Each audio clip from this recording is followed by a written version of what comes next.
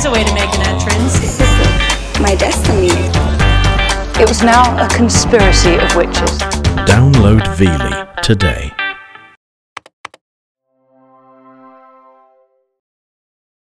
The events in this program are inspired by a true story. Names, dates, and details have been changed. Viewer discretion is advised. On this episode of Bizarre Murders, a summer town where hundreds of people are out enjoying what the beach and the bars have to offer. Local police have their hands full with drunken disorderlies and petty crimes. But what looks like a bungled burglary down on your knees takes investigators down a dark and twisted path that's anything but fun in the sun.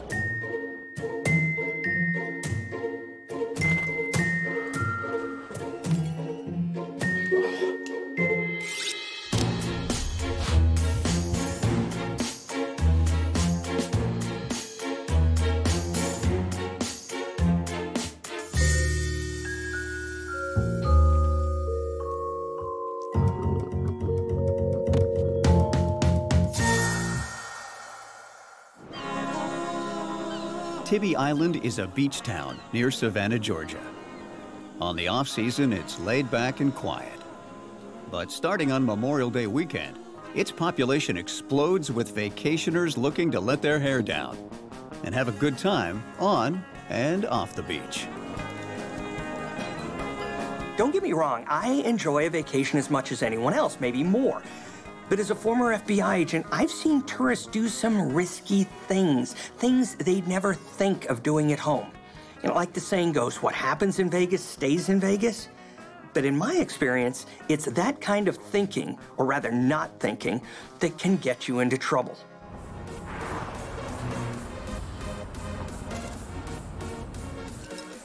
All along the Strip, people are in a holiday weekend party mode. Like Carrie and Mike, who've driven down to Tybee Island for the long weekend. They met at work a year ago. Barely a month into their relationship, they move in together. This is their first vacation as a couple. All right. But maybe. These two hardly know each other, and now they're away for the first time in Party Central. We might be in for an episode of Couple Gone Wild.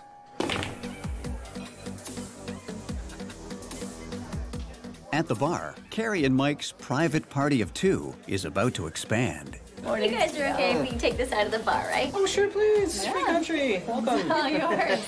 I'm Lacey, by the way. Hi. Carrie. Nice to meet you. Nice to meet you, too. Lacey and Jason are a young married couple in town for a 2-week vacation. Lacey met Jason at a party in college. She was a volleyball star. He was a Marine. 3 weeks into their relationship, they eloped to Las Vegas. What's that saying? Fools rush in? Well, we've got two couples that are pretty impetuous when it comes to relationships. You bring them together, and it's anybody's guess what's going to go down. Cheers. Very quickly, the two couples hit it off. A few hours and many drinks later, the two couples are acting like they've known each other forever. Vacation brain has a way of making everybody fast friends. Of course, throwing a whole lot of booze into the mix doesn't hurt either. But alcohol has a way of lowering inhibitions and dulling your senses. Let's just say your judgment might not be the most astute. Why don't we head back? Last call's approaching, but Lacey and Carrie are not ready for the night to be over. Go back to our beach house. Love it. That is a good idea if ever I heard one. Lacey and Jason are staying in a beach house rental of Tybee Island's most upscale condo complex. Hey, guys. Oh, hey, we're on camera now. Take a photo of us. Oh, okay. Come here. All right. All right. You got this. All right, show me the magic. All right, you are a vision of loveliness. Excellent. There we are. Fantastic. Oh, beautiful ring. Thank you. Thank you very much.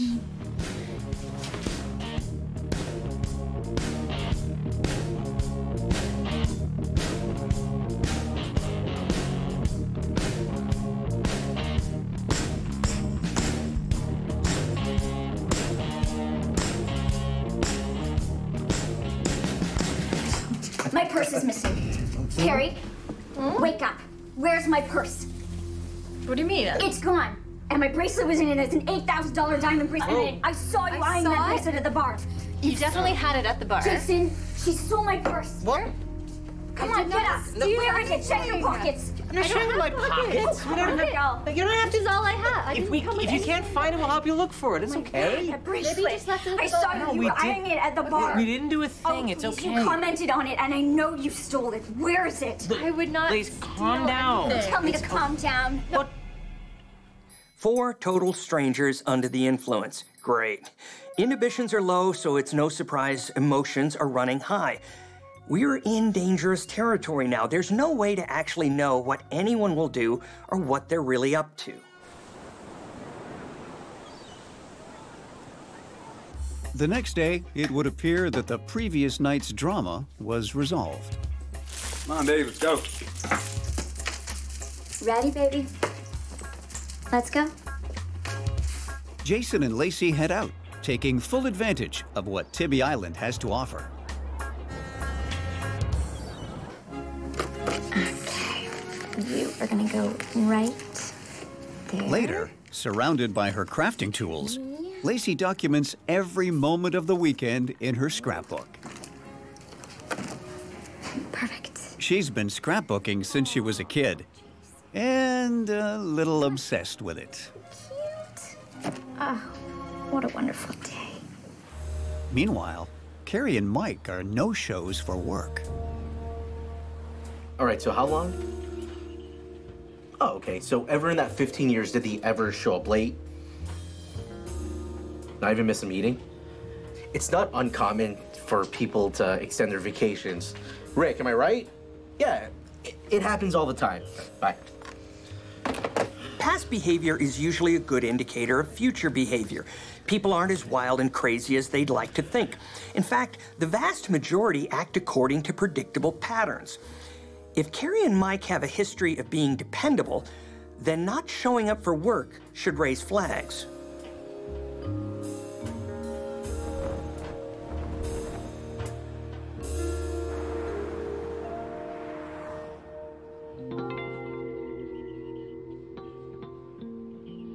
After 3 days and still no sign of Mike or Carrie, the police launch an official investigation.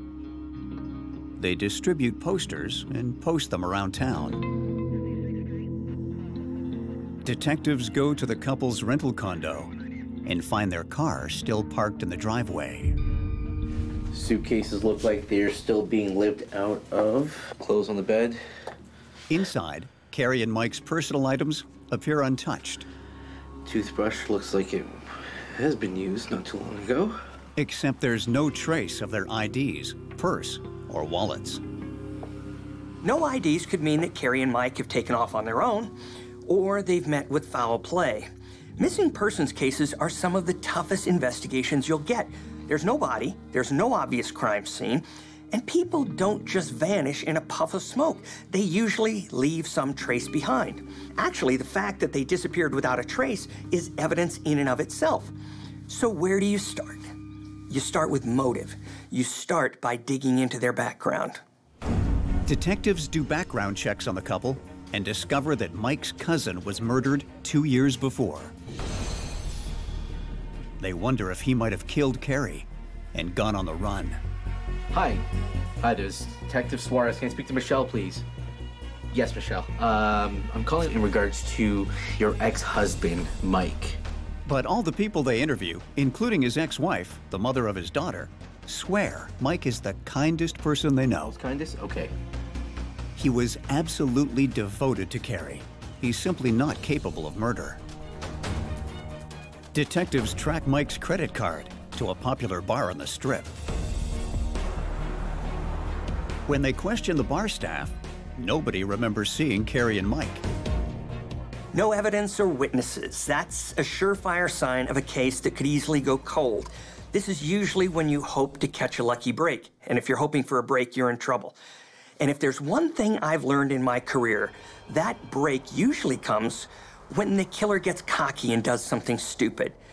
They may be criminals, but they are not Einsteins.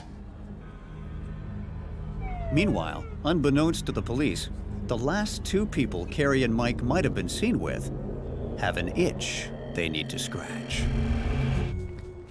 Turns out, Jason and Lacey are anything but the all-American couple.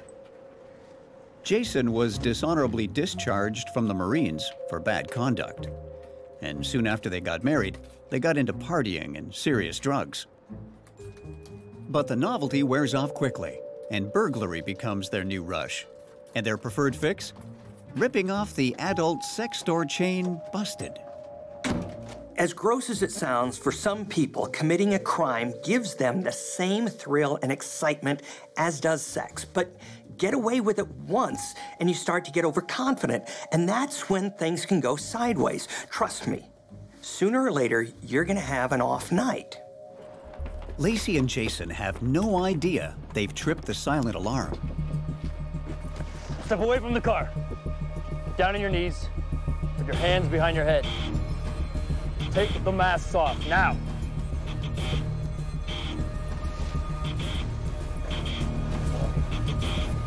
Caught in the act, Lacey starts to have a full-blown panic attack. Hang your back. Please.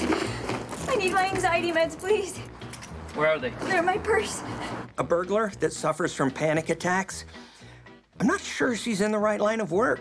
What is all this?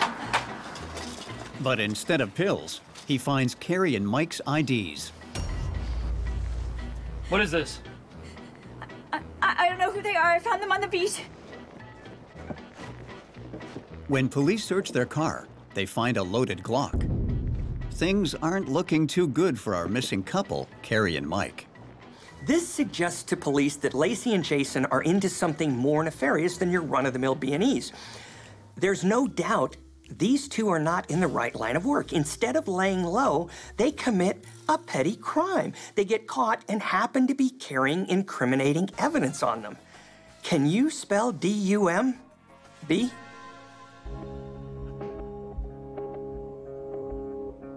Detectives suspect Jason and Lacey of kidnapping Carrie and Mike, given the items they were carrying during their arrest. But there's no sign of Carrie or Mike at Jason and Lacey's beach house rental. Instead, they find empty bullet casings, a missing door to a bedroom, paint and cleaning supplies. And on the carpet near the bed, 2 more cartridges with what looks like dried blood on them. And on the side of the bed, blood stains. The lengths people will go to try and cover up a crime always gets me. But a word to the wise, there's no way a lick of fresh paint will ever eliminate all the traces of blood and DNA. And if you're gonna murder someone, you might not want to leave spent bullet casings lying around in plain sight. All right, Jason. I got a lot of time. Where are they? As CSI continue to search the house, detectives put Jason in the hot seat. I know you know where they are. DNA's right over here. Nothing? Why is the door missing from your door frame? Why are there cleaning supplies? Why is there paint? Doing a little remodeling? No? See if you start speaking with these. Shell casings found in your apartment. Is that for the mister? This one for the missus? Where are they, Jason? But Jason's not saying a thing. To make a murder conviction stick beyond a reasonable doubt, you need bodies. But if one member of this criminal tag team isn't talking, that's when you go work the other. You know what this is right here? DNA report. I don't know what you're talking about. You know what I'm talking about? It was a rental. It wasn't my place. Oh, yeah? Well then, explain this. Bullet casings found in the apartment 1 and number 2. Tell me where they are. All right? At this point, it's you against Jason. You need to do what's right. Detectives present Lacey with a proposition. Okay. reduce time if she tells them what happened.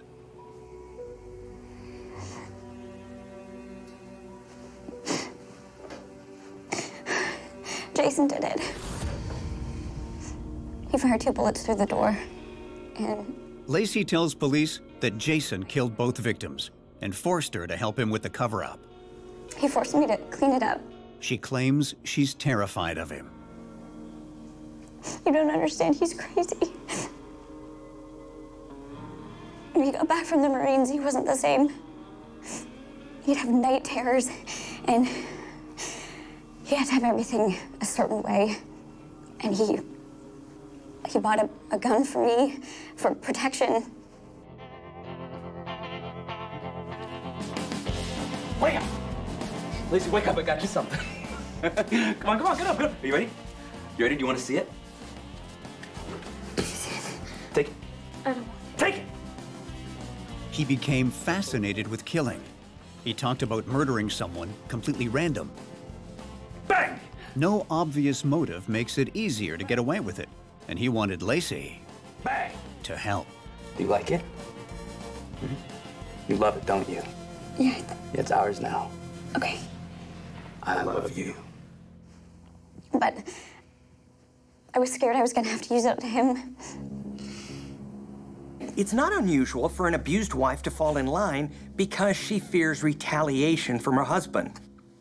And Lacey just painted a pretty compelling picture of Jason's motive and means for targeting Carrie and Mike. They were complete strangers. Right now, he looks good as the mastermind behind the murders.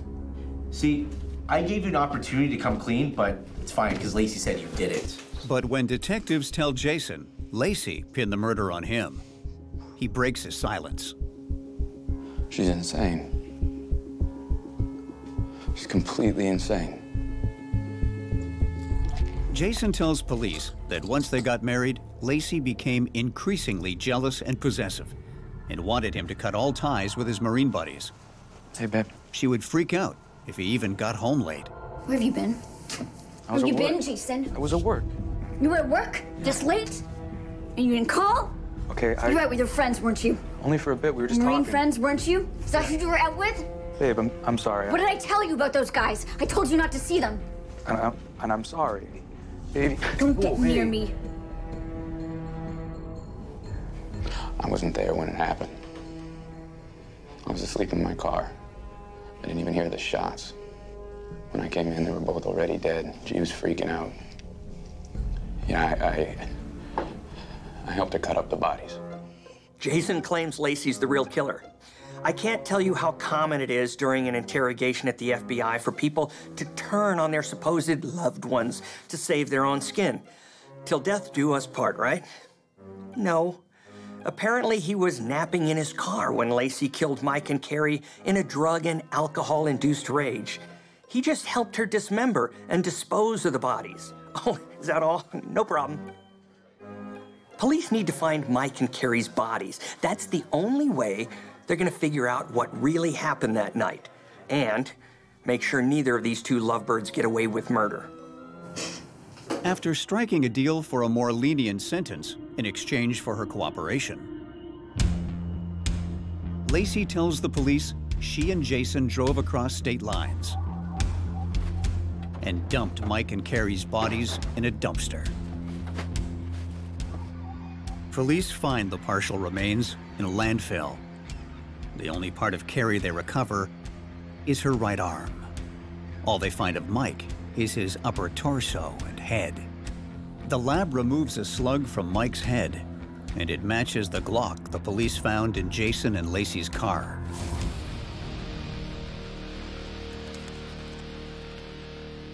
The evidence CSI has collected from the beach house rental is filling in the blanks. But it's Lacey's scrapbook that seals the deal. In it, there's a photo of Lacey wearing Mike's ring on a chain around her neck. Keeping souvenirs to sit back and relive the crime over and over is sick, but it's something killers do because they're sick. But most don't lay them out in a collage with pretty paper and glitter and hearts. The evidence does not support our scrapbooker's claim that her husband did all the dirty work. Part of Lacey's plea deal is to pass a polygraph test first. Right down here. Crazy for scrapbooking. But when she's confronted with the scrapbook, she cracks. There we got you, sporty me. Nice little butterflies. Butterflies your thing? Oh, the best day ever. You guys can recreate this photo in the prison chapel. Ooh. Fine. Met them at the bar. And they came back to the house. And things got a little out of hand. You are gonna help me find it because you know exactly where it is. Just calm down. There's nothing. Let's tell the bar. What the hell? Shit! I knew they weren't gonna get away. Come on. You wanna do it? Do it. Let's do it. Do it, Jason!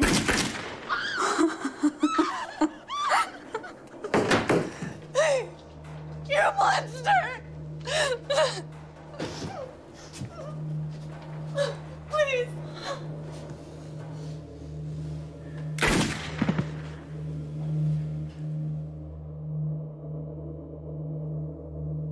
For his part in the crime, Jason is convicted of murder and sentenced to 40 years. As for Lacey, she's convicted of first-degree murder and sentenced to life, plus 25 years.